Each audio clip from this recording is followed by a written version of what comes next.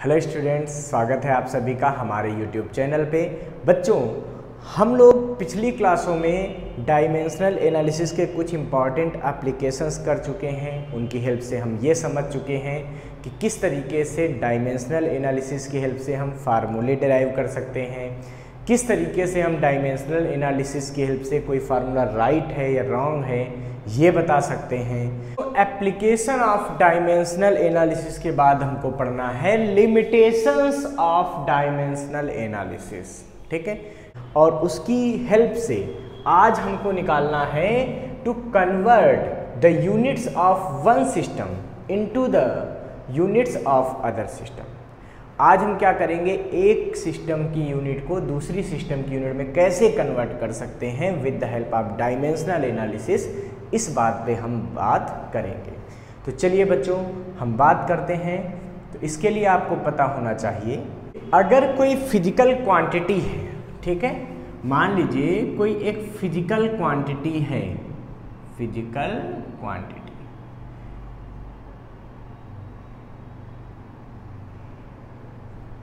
ठीक है, कौन सी, कोई भी फिजिकल क्वांटिटी है जिसकी अलग अलग सिस्टम ऑफ यूनिट्स में, जैसे एक एमकेएस में निकाला और एक सीजीएस में निकाला। मान लीजिए किसी सिस्टम ऑफ यूनिट्स में उसकी डायमेंशन n1 है और दूसरी सिस्टम ऑफ यूनिट्स में उसकी वैल्यू जो है वो क्या है, n2 है, ठीक है। मतलब पहली सिस्टम ऑफ यूनिट्स में उसकी जो वैल्यू है फिजिकल क्वांटिटी की वो n1 है और दूसरी सिस्टम ऑफ यूनिट्स में उसकी वैल्यू जो है वो क्या है, n2 है। तो बच्चों, अगर पहली सिस्टम ऑफ यूनिट्स में चाहे वो एमकेएस से हम सीजीएस में बदल रहे हों या कुछ और भी कर रहे हों, किसी भी यूनिट सिस्टम से एक सिस्टम से दूसरे सिस्टम में ले जाएंगे, तो वहाँ पे क्या होगा कि यहाँ पे कुछ उसकी यूनिट होगी। मान लो पहली सिस्टम ऑफ यूनिट में इस फिजिकल क्वांटिटी की जो यूनिट है वो U1 है, दूसरे में उसकी जो यूनिट है वो U2 है, ठीक है। तो हमारा डायमेंशन का रूल ये कहता है कि the product of value and unit in any system remains constant. किसी सिस्टम में उसकी वैल्यू और यूनिट का जो प्रोडक्ट है वो कांस्टेंट रहता है, मतलब वो दूसरे सिस्टम की फिजिकल क्वांटिटी की वैल्यू और उसकी यूनिट के प्रोडक्ट के बराबर हो जाता है। तो क्या कहता है, the product of value and unit in any system is equal to the product of value and unit in other system.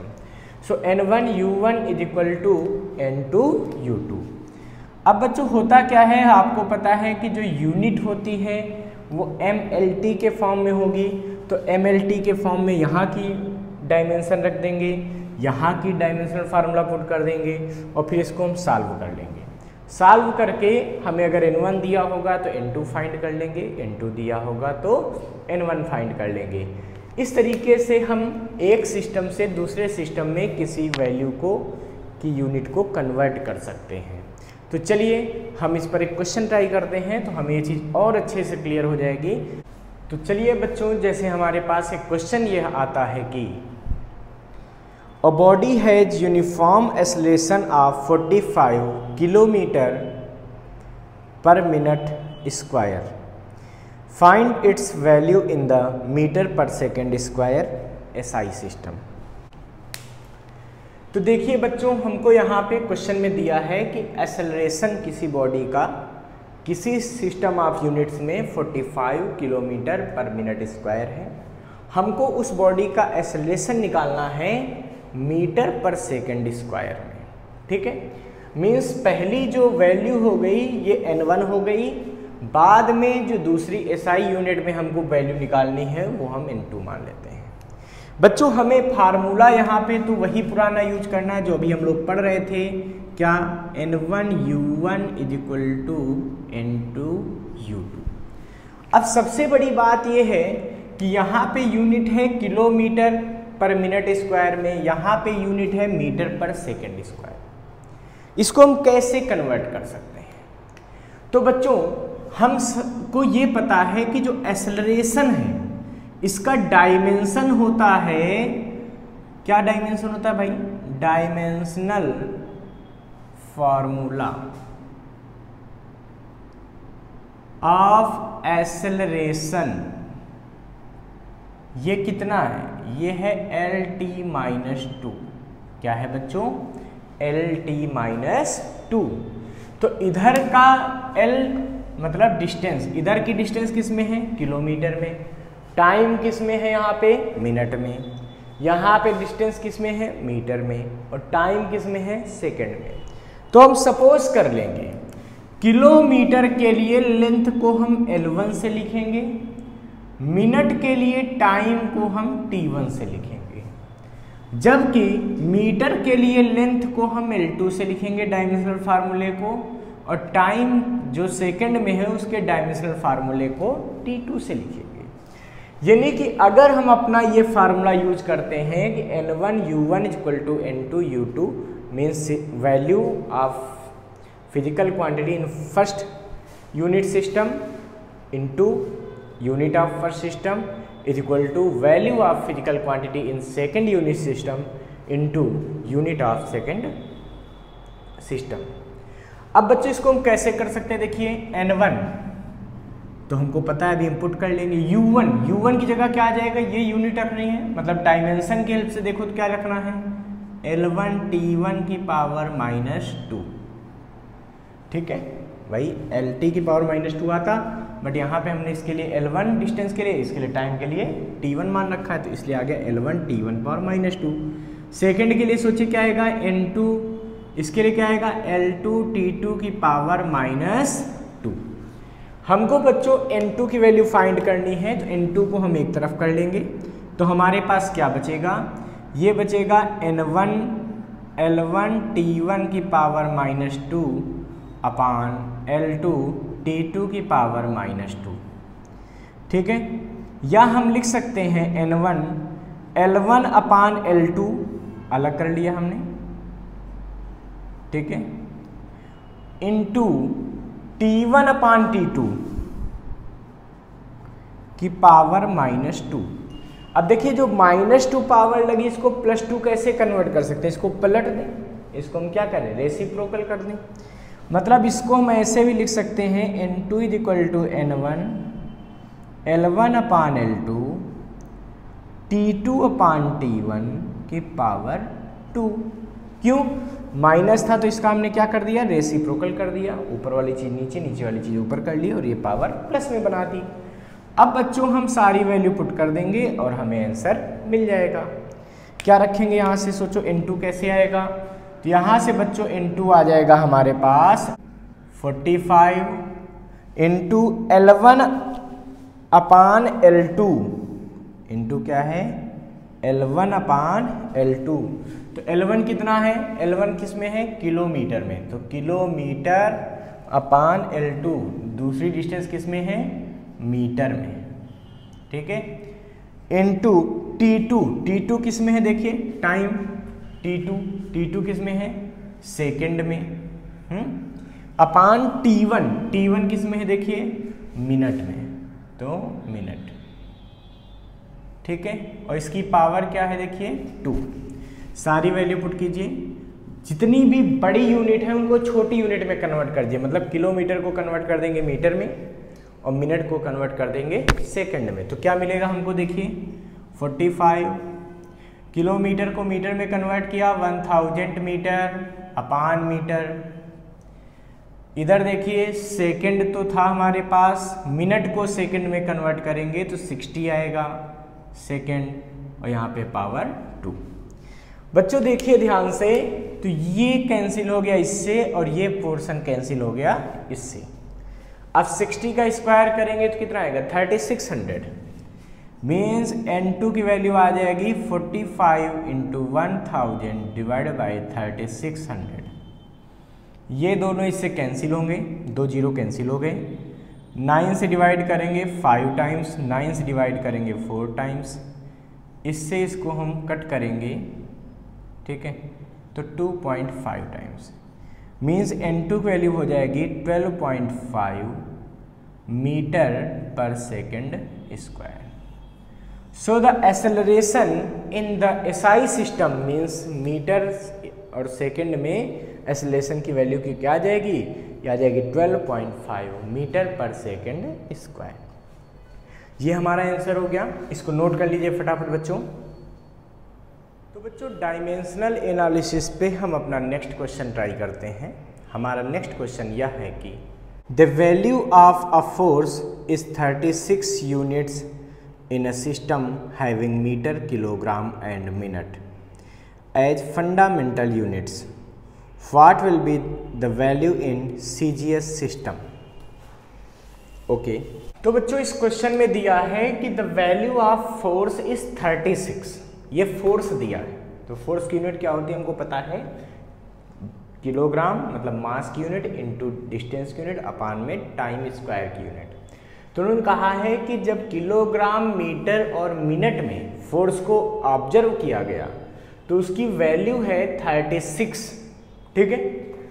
जब उसको ग्राम, सेंटीमीटर और सेकंड में ऑब्जर्व करेंगे तो उस फोर्स की वैल्यू क्या होगी, मतलब जब किलोग्राम, मीटर पर मिनट में वैल्यू कितनी है 36, तो ग्राम, सेंटीमीटर पर सेकंड में वैल्यू क्या होगी। इसको सॉल्व करने के लिए हमको देखिए सबसे पहले तो फोर्स का डायमेंशन पता होना चाहिए बच्चों। तो हमको पता है कि डायमेंशनल फार्मूला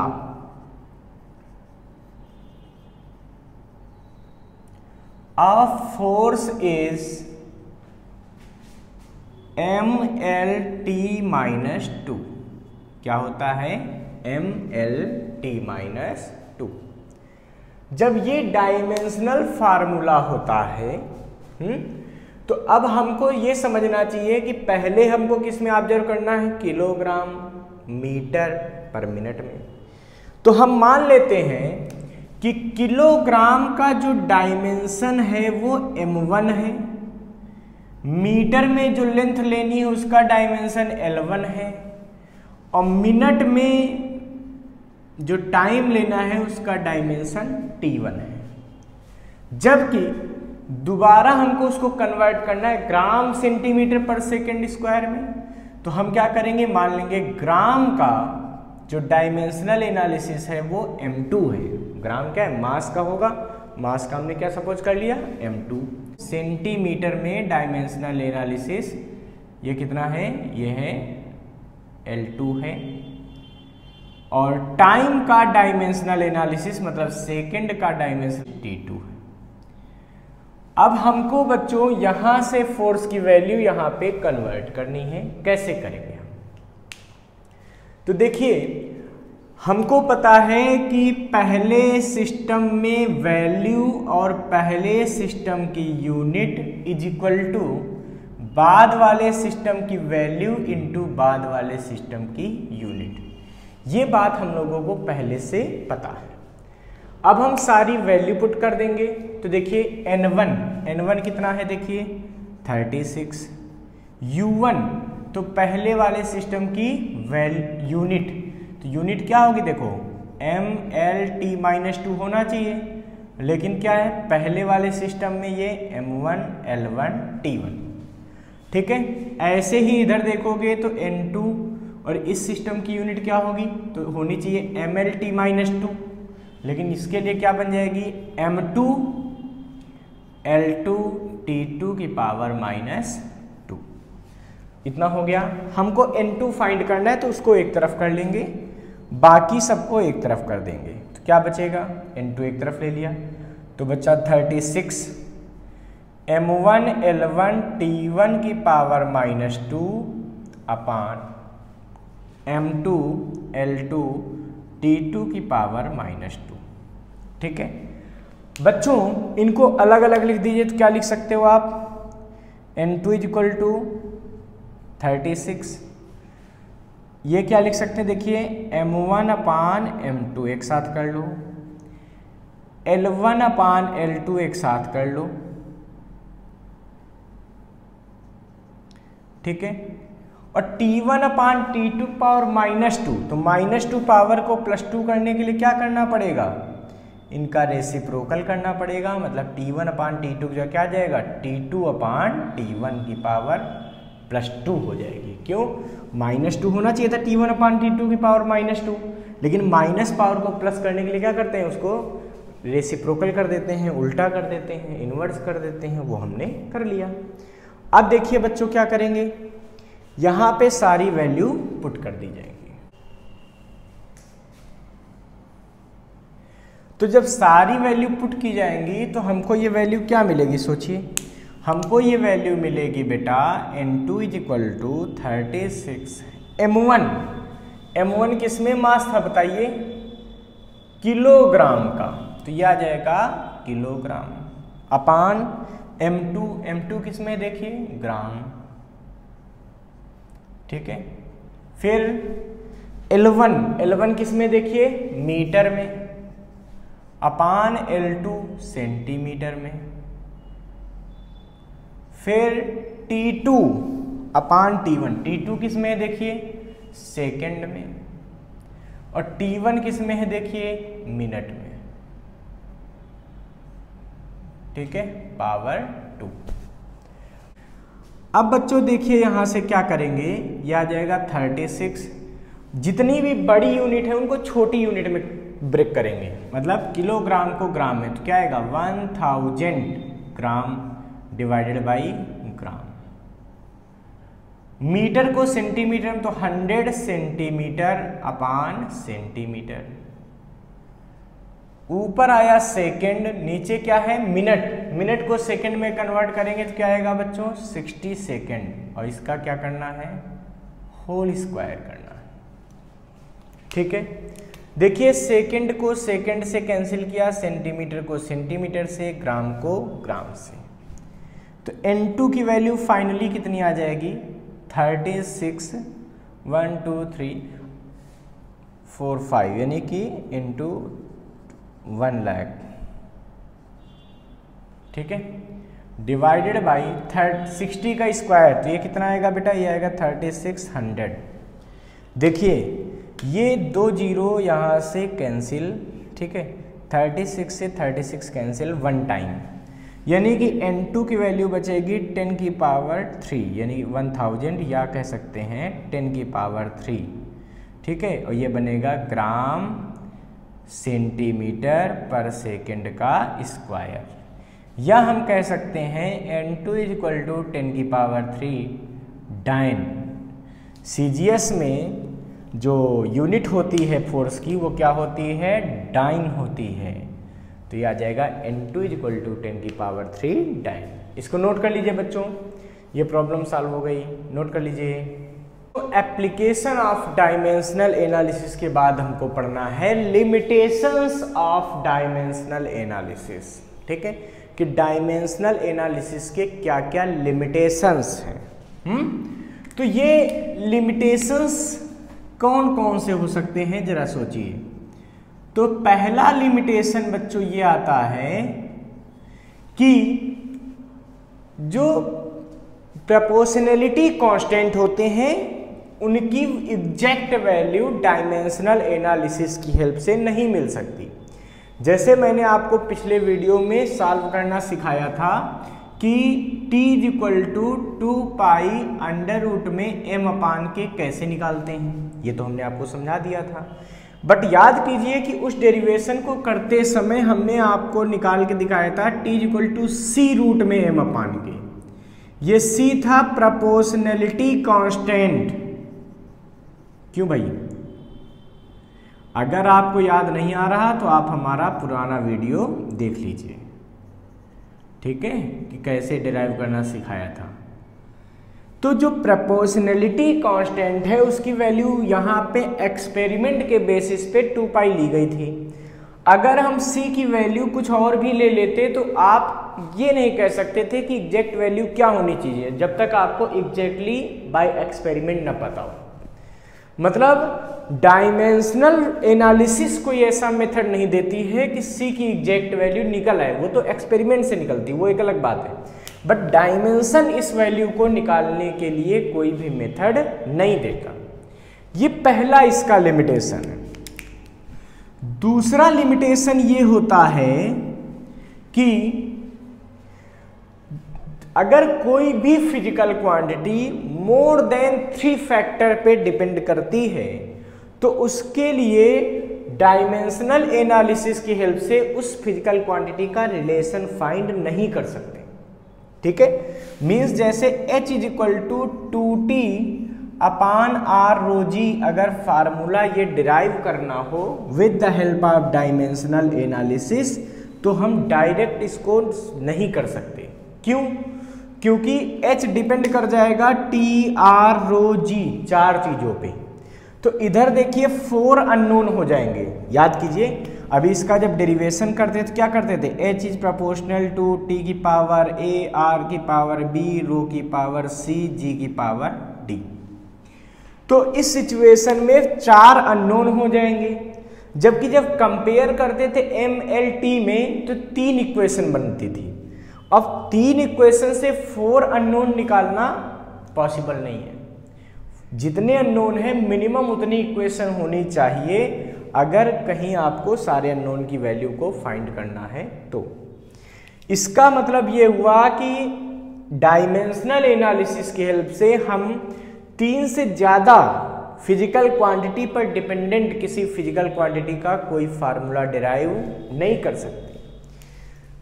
तीसरी चीज बच्चों ये आती है कि with the help of dimensional analysis we can not derive the equation of addition और सब्ट्रैक्शन। कोई भी फिजिक्स में एडिशन या सब्ट्रैक्शन, जैसे हमसे कहा जाए कि S is equal to UT plus half AT square को डिराइव कीजिए, तो हम नहीं कर सकते। हम S is equal to UT derive कर सकते हैं, हम S is equal to half AT square derive कर सकते हैं, बट डायरेक्ट ये फार्मूला हमको डिराइव करने को कहा जाए with the help of dimensional analysis, तो हम इसको डिराइव नहीं कर सकते। ये भी इसका क्या है, लिमिटेशन है। चौथी चीज बच्चों आती है कि with the help of dimensional analysis we can not find the relation in sine cos tan. ठीक है, जो किसी फिजिकल फार्मूले में sine theta cos theta tan theta आते हैं, इनका फिर डायमेंशनल एनालिसिस से कुछ भी पता नहीं कर सकते। जैसे बहुत सारे ऐसे फार्मूले हैं, H का ही जो रियल फार्मूला होता है वो क्या होता है, होता है 2T cos theta upon R rho जी। ये तो एक स्पेशल केस मैंने पहले लिख दिया था, जो कि वाटर के लिए हम लोग लेके चलते हैं कि जब थीटा 0 हो जाए उस केस में ये होता है। तो ये रियल फार्मूला है, तो कॉस को डिराइव कर ही नहीं सकता। या अभी हम आपसे कहते हैं F is equal to IBL sine theta, तो यहां पे भी इसमें ये साइन थीटा आएगा या कॉस थीटा आएगा, ये डायमेंशनल एनालिसिस की हेल्प से डिराइव नहीं हो सकता। इतना तो रिलेशन ये डिराइव कर देगा, बट ये साइन थीटा के बारे में कोई इंफॉर्मेशन हमको नहीं दे पाएगा।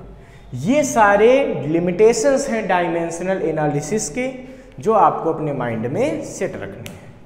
बच्चों अब इसको नोट कर लीजिए, डायमेंशनल एनालिसिस लगभग पूरा हमने पढ़ा दिया आपको। अब आपका काम क्या है कि हमारे इन सारे वीडियो को देखकर अच्छे से क्वेश्चन लगाइए बुक के। अगर कोई क्वेश्चन नहीं आता है तो आप हमारे कमेंट बॉक्स में उसको पोस्ट कर सकते हैं, हम आपके क्वेश्चन का सलूशन देने का पूरा प्रयास करेंगे। Thank you.